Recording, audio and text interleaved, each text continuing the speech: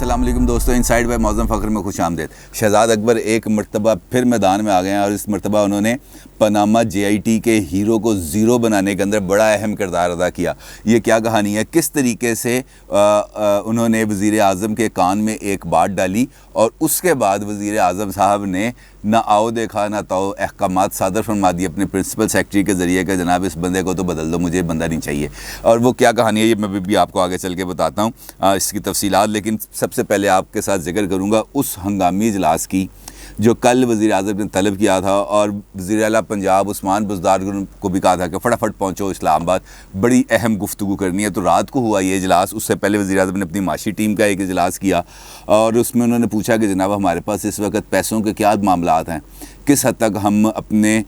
लोगों को और अपने तहादियों को अकोमोडेट कर सकते हैं, क्योंकि जिस तरीके से प्रेशर बढ़ रहा है इस प्रेशर के से बाहर निकलने के लिए हमें कोई ना कोई तरीका कार सोचना होगा। तो माशी टीम ने उनको बताया कि जनाब इस वक्त हमारे पास ये सूरत हाल है, अगले बजट के लिए हमारे पास इस हद तक गुंजाइश मौजूद है और इस हद तक हम लोगों को अकोमोडेट कर सकते हैं। वो फैक्ट्स एंड फिगर्स उन्होंने प्राइम मिनिस्टर को बता दिए। जिसके बाद इजलास शुरू होता है। इजलास में वज़ीर आला पंजाब भी मौजूद होते हैं, शहजाद अकबर साहब भी मौजूद होते हैं, फवाद साहब भी मौजूद होते हैं, असद उमर साहब थे, परवेज़ खटक साहब थे, मतलब जो किचन कैबिनेट के अंदर उनके लोग मौजूद हैं, वो इस सारी पॉलिटिकल कमेटी उनकी इस इजलास में मौजूद थी। और फिर वज़ीर आज़म को ब्रीफ़ किया गया कि काफ लीग के क्या मुतालबात हैं और वो क्या चाहते हैं, क्योंकि डेफिनेटली आपको पता है बजट के मामलात आ गए हैं, लोगों को पता है कि इस वक्त पैसे का मामला चल रहा है और बहती गंगा में तो हर कोई हाथ धोना चाहता है। तो काफ लीग ने भी इस कोशिश में इस दरक में थी कि हमें कुछ ज़्यादा हिस्सा मिल जाए। तो वज़ीर आज़म ने तो कर दिया उनको साफ़ इनकार।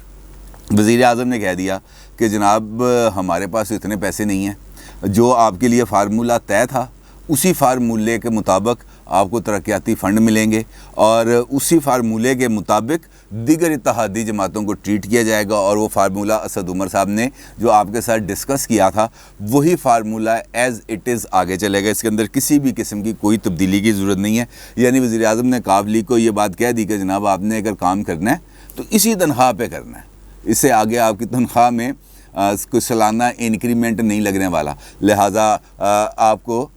इसी मामले पर और ऐसे ही रहना। फिर उन्होंने वज़ीर आला पंजाब की थोड़ी सी खिंचाई की। उन्होंने कहा यार मुझे ये बात समझ नहीं लगती कि आप क्यों ये काफ लीग के मामलात को हैंडल नहीं कर रहे। हर वक्त आप आ जाते हैं मुझे और कहते हैं कि जनाब उन्होंने कह दिया कि फ़लाँ DPO को क्यों तब्दील किया, फ़लाँ नहर का पानी क्यों बंद हो गया, फ़लाँ मामले पर हमसे मशवरा क्यों नहीं किया गया कि यार आप किस मर्ज़ की दुआ। तो उनसे अब उन्होंने पूछा उस इजलास में वज़ीर आला पंजाब से कि यार आप मुझे ये बताएं कि काफ लीग का असल मसला क्या है। तो उन्होंने बताया कि असल मसला तो और किसी का कुछ ज़्यादा नहीं है, ज़्यादा तारिक बशीर चीमा साहब का मसला है। उन्होंने कहा जी तारिक बशीर चीमा का क्या मसला है। उन्होंने बताया वज़ीर आला पंजाब ने कि बहावलपुर को एक नहर के ज़रिए एक पानी की सप्लाई होती है जो इरीगेशन पर्पसेस के लिए है। तो चूँकि उस एरिए के अंदर उनकी खासी ज़रई अराज़ी है तारिक बशीर चीमा की, और अब चूँकि ज़रा पानी की हुई भी है कमी, तो उनकी जो ज़रई अराज़ी है उसको पानी नहीं मिल पा रहा, जिसकी वजह से वो बहुत ज़्यादा बरहम है। तो वहाँ पर जो इजलास में मौजूद लोग थे उनकी ये बात सुन के हंसी निकल गई। उन्होंने कहा यार आप कैसी बातें कर रहे हैं कि उस पूरे एरिया में अगर किसी बंदे की ज़मीन है तो वो सिर्फ तारिक बशीर चीमा है, तारिक बशीर चीमा के अलावा और किसी बंदे की वहाँ पे कोई ज़मीन ही नहीं है। ये कैसे पॉसिबल हो सकता है। और अगर तारिक बशीर चीमा की ज़मीन को पानी नहीं मिल रहा, प्रॉपर पानी नहीं मिल रहा, पूरा पानी नहीं मिल रहा, तो इसका मतलब यह है कि वहाँ पर जो और भी ज़मींदार लोग हैं उनको भी पानी नहीं मिल रहा होगा प्रॉपर्ली। तो ये तो कोई ऐसी बात नहीं है। और इस वक्त तो चूँकि आपको पता है कि डैमों में पानी कम है, लिहाजा इस वजह से हर एक बंदा एतराज़ कर रहा है कि जनाब पानी हमें प्रॉपर्ली नहीं मिल रहा। तो ये आपका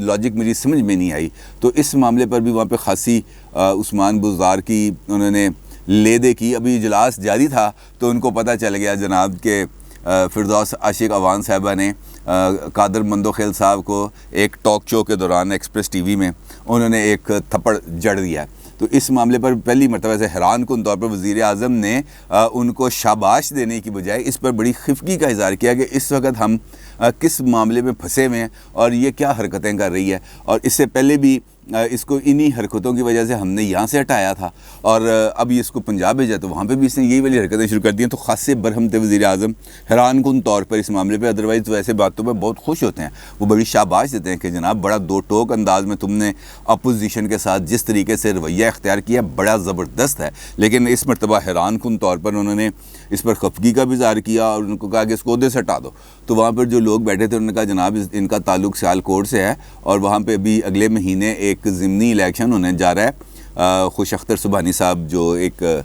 رکن تھے نون لیگ کے، ان کا انتقال ہو گیا، تو اس سیٹ پر ضمنی انتخاب ہونے والا ہے۔ تو ابھی اگر ہم نے فوری طور پر اس کو عہدے سے ہٹا دیا تو یہ وہاں پہ ہمارے لیے مسائل پیدا کر سکتی ہیں، لہٰذا بہتر یہ ہے کہ آپ اس معاملے کو ذرا اس ضمنی الیکشن تک اس کو فیصلے پر عمل درآمد روک دیں، اور ان کو بھی ہم سمجھاتے ہیں کہ یہ ذرا تھوڑا سا نا اپنے جذبات پر قابو پائیں، کیونکہ مولا جٹ قسم کے ان کے جو جذبات اود آتے ہیں اچانک ان میں، اور وہ کبھی کس سے لڑ پڑتی ہیں کبھی کس سے لڑ پڑتی ہیں۔ اس سے پہلے بھی ان کے ایسے خاصے واقعات منظر عام پر آ چکے ہیں، کیونکہ ٹاک شو پہ جاتی ہیں تو کسی کو بولنے کا موقع ہی نہیں دیتی نا، ان کو کہتے ہیں بس جیسے شیخ رشید نے کہا تھا نا تن کے رکھو، تو ان کا بھی کام ایسے ہی ہے۔ لیکن خیر اس معاملے پر بھی وہاں پہ تھوڑی دیر گفت و شنید ہوئی ہے، اور اس کے بعد جو کاف لیگ کے معاملات تھے وہ تو انہوں نے کہہ دیا، انہوں نے کہا جناب بس اس سے آگے ہم نہیں کر سکتے، ہم آگے نہیں جا سکتے، اور اس بات کا واضح پیغام ان تک پہنچا دیا جائے۔ پھر بات ہوئی ہے جہانگیر ترین گروپ کے حوالے سے بھی، کہ جہانگیر ترین گروپ کا ہم نے کیا کرنا ہے، کیونکہ جہانگیر ترین گروپ کی اگر ہمیں سپورٹ نہ ملی تو ہمارے لیے پنجاب کے اندر خاصی پرابلمز کریٹ ہو جائیں گی، اور کاف لیگ بھی ایسے ہی معاملات میں ہے، لہٰذا ان کو جو بھی ہم نے فنڈز وغیرہ دینے ہیں اس کو ان کو ہم یہ کہہ دیتے ہیں کہ جناب آپ کو اس طرح آپ کو فنڈز ملیں گے، باقی ان کو یقین دہانی کر دیتے ہیں کہ وقت کے ساتھ ساتھ آپ کو تھوڑا بہت جو بھی ہم فردر ریلیف دے سکیں گے وہ دیں گے۔ اچھا، اسی اجلاس میں شہزاد اکبر صاحب نے بریفنگ دی ہے وزیر اعظم کو، جہانگیر ترین صاحب کا معاملہ کہاں تک پہنچا ہے، کہاں تک کیا معاملات اس حوالے سے چل رہے ہیں، اور عثمان بزدار اور جو ڈیوٹی لگی ہوئی تھی چودھری سرور صاحب کی جو گورنر پنجاب ہے، کہ انہوں نے جہانگیر ترین گروپ کو اپنے ساتھ ملانا ہے، ان کے کچھ معاملات کو رفع دفع کرنا ہے، تو وہ اس معاملے پر بھی ان کو بتایا گیا کہ جناب ہماری بات چیت چل رہی ہے، کافی لوگوں نے اس بات کی یقین دہانی کرائی ہے کہ وہ ہمارے ساتھ ہی رہیں گے اور ہم سے کٹیں گے نہیں۔ خیر اس سارے اجلاس کے اندر یہ بات تو طے ہو گئی کہ جناب کاف لیگ کو کسی قسم کی کوئی ایڈیشنل نہیں ملنی۔ اس کے ساتھ پرائم منسٹر نے کل بلایا ہوا تھا ایک اجلاس پارلیمانی پارٹی کا، یعنی کہ کل 11 جون کو، کیونکہ بجٹ بھی کل پیش ہونا ہے، تو اس پر انہوں نے اس حوالے سے کوئی پلاننگ کی اس اجلاس میں، اور کہا کہ جناب جو بجٹ کو پاس کرانے کے لیے تمام اراکین بھرپور کردار ادا کریں۔ اب آتے ہیں ہم D G F I F صاحب کے معاملے پر، کہ واجد ضیاء صاحب کو ہٹا دیا گیا، اور اچانک یہ سرپرائز فیصلہ تھا پرائم منسٹر کی طرف سے، کیونکہ یہ بتایا گیا پرائم منسٹر کو کہ واجد ضیاء صاحب وہ کام نہیں کر رہے جس کے لیے ان کو ابھی تازہ ہدایت ملی تھی، اور وہ ہدایت کیا تھی۔ آپ کو معلوم ہے کہ کل ایک اہم پیشی ہے لاہور کی بینکنگ کورٹ میں، وہ پیشی ہے جہانگیر ترین صاحب کی، اور جو لاہور کے جو ڈائریکٹر ہیں جو اس سارے معاملے کو، جہانگیر ترین صاحب والے معاملے کو دیکھ رہے ہیں، انہوں نے ایک اپنی رپورٹ بنائی اور وہ بھیج دی انہوں نے ڈی جی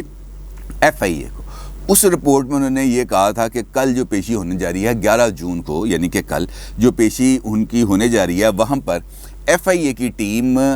جہانگیر ترین صاحب کی کسٹڈی کا مطالبہ کرے گی کہ جناب آپ نے ان کو بہت زیادہ انٹرم بیل پہ آپ نے ان کو رکھا ہوا ہے، اب ان کی بیل کینسل کریں، ہمیں ان کی کسٹڈی دیں، ہم نے اس پر اور زیادہ تحقیقات کرنی ہے، ہم نے ان سے انویسٹیگیشنز کرنی ہے، بہت سارے معاملات ہیں جس پر ان سے ہماری گفتگو ہونی ہے۔ اور ڈی جی ایف آئی اے واجد ضیاء صاحب نے ذرائع یہ بتاتے ہیں کہ انہوں نے اس بات کی ان کو اجازت دے دی کہ جناب آپ یہ کل یہ والا معاملہ اپنے طریقے سے، جس طریقے سے آپ ہینڈل کرنا چاہیں آپ اس کو کر سکتے ہیں، لیکن اس وقت آپ کو معلوم ہے کہ کل ہی بجٹ ہے۔ اب اگر کل والے دن میں وہ کسٹڈی کی درخواست کرتے اور وہ کسٹڈی کی درخواست یعنی کہ ان کی جو انٹرم بیل ہے اس کی کینسلیشن ہو جاتی تو جہانگیر ترین صاحب نے پکڑے جانا تھا، انہوں نے گرفتار ہو جانا تھا، اور ان کی گرفتاری کے بعد گورنمنٹ کے لیے पंजाब और मरकज़ के अंदर बजट पास कराना एक बहुत बड़ा मसला हो जाना था। इसी वजह से जो शहजाद अकबर साहब के ज़रिए वाजिद ज़िया साहब को ये पैगाम दिया गया कि जनाब अभी जब तक ये बजट पास नहीं होता उस वक्त तक आपने जहांगीर तरीन साहब की कस्टडी के हवाले से कोई बात नहीं करनी, क्योंकि आपको याद है राजा रियाज ने ख़ुद एक टीवी इंटरव्यू में इस बात की तस्दीक की थी कि इस्लामाबाद में एक जगह पर जहांगीर तरीन साहब की मुलाकात हुई है शहजाद अकबर साहब से, और बाज़ लोगों ने यह कहा कि उस मुलाकात में वज़ीर आज़म भी मौजूद थे। लेकिन इस बात की राजा रियाज ने चूँकि तस्दीक की, लेकिन उसके बाद फिर जो हैं जहांगीर तरीन साहब उन्होंने कहा जी मेरी कोई मुलाकात नहीं हुई। लेकिन डेफिनेटली ये ऐसी बातें खामखा तो नहीं चलती, किसी ने राजा रियाज को बताया कि मुलाकात हुई तो राजा रियाज ने कहा ना कि मुलाकात हुई, अदरवाइज़ तो किसी को पता भी नहीं चलना था। अब जब ये बात फैली तो लोगों ने, तो सरकार की तरफ से ये बात आई कि जनाब ये बात आपने ओपन क्यों कर दी, आपको ओपन नहीं करनी चाहिए थी। उस पर जहांगीर तरीन साहब ने खुद इस बात को वापस ले लिया, उन्होंने कहा जनाब हमारी किसी के साथ कोई मुलाकात नहीं हुई। फिर राजा रियाज ने कहा कि जनाब मुझे जो इन्फॉर्मेशन दी गई थी उसके मुताबिक मैंने बात कर दी, अगर मुलाकात नहीं हुई तो इस पर फर्दर क्या राय दी जा सकती है। खैर ये जो इसी तनाजुर के अंदर वो मुलाकात थी कि जनाब आपने बजट पास कराना है, क्योंकि प्राइम मिनिस्टर आपको मालूम है कि कई मरतबा कह चुके हैं कि मैंने किसी को नहीं छोड़ना, मेरी तरफ से किसी को कोई रियायत नहीं है। अब उनको रियायत देना पड़ रही है और उसकी वजह यह है कि बजट पास कराएंगे, क्योंकि अगर बजट पास नहीं करा सकते तो मुल्क की तारीख़ के वाहिद वज़ीर आज़म होंगे जो अपनी असम्बली से बजट पास नहीं करा सके। और बजट पास ना कराने का मतलब यह है कि उनकी हुकूमत घर जाएगी, वो बिल्कुल फरागत वाला सीन हो जाएगा। लिहाजा इस वक्त वो कंप्रोमाइज़